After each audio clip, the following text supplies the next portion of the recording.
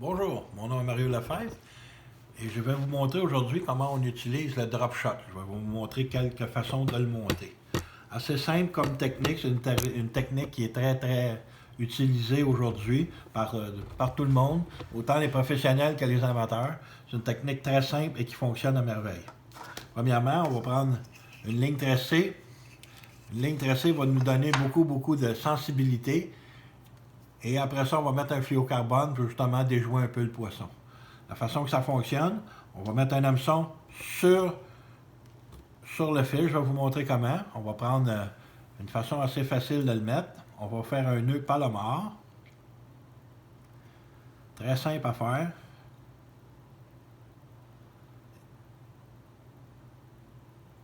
On va passer en double, qu'on appelle taguer. On va se mettre en double comme ça. Facile à utiliser. On fait un nœud normal, comme un nœud qu'on est habitué de faire, là, avec les deux.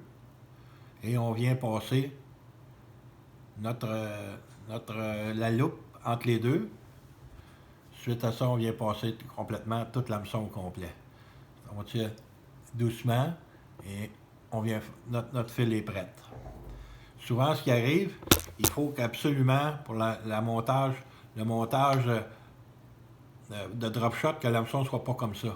Alors, quand on a un hameçon comme ça, ce qu'on fait, on reprend notre bout de fil et on vient le passer à l'intérieur. Je vais le couper parce que...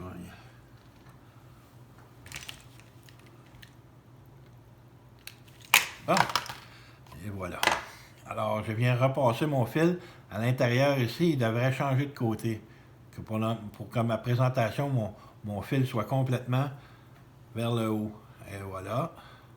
Vous voyez que là, mon hameçon est vers le haut, est dirigé vers le haut. C'est facile. Il faut absolument que notre hameçon soit dirigé vers le haut. Si ce n'est pas le cas, ça ne fonctionnera pas bien. Alors, il faut absolument que notre hameçon soit là et notre plomb plus bas. Je vais vous montrer.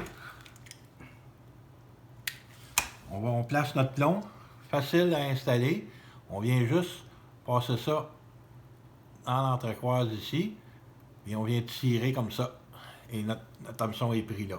Alors, il faut que ça, c'est notre montage drop shot.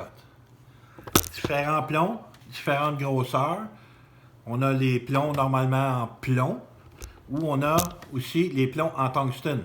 Les plombs en tungstène sont beaucoup plus lourds et beaucoup plus petits. Ils sont beaucoup plus petits.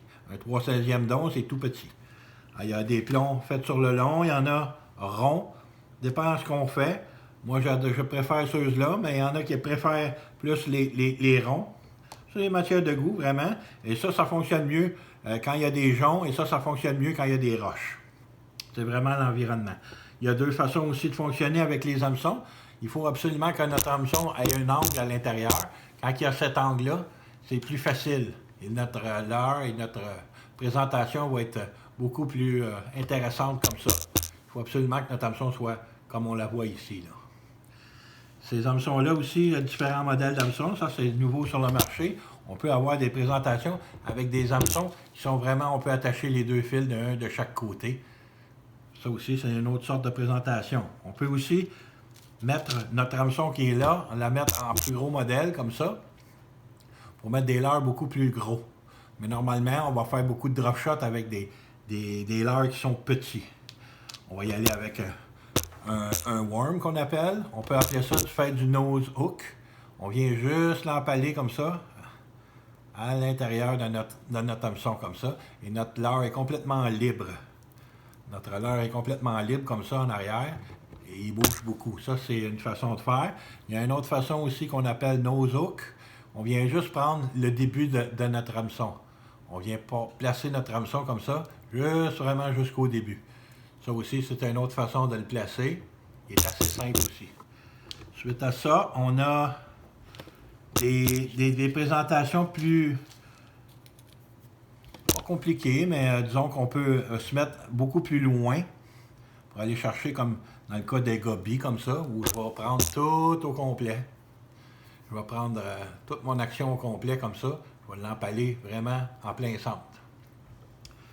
Facile à utiliser. On peut utiliser aussi des petits ménés. Des petits ménés comme ça. Regardez avec des queues qui bougent comme ça, c'est très facile à utiliser sur mon genre de montage-là. Les hameçons à utiliser sont habituellement entre 1,0 et 2,0.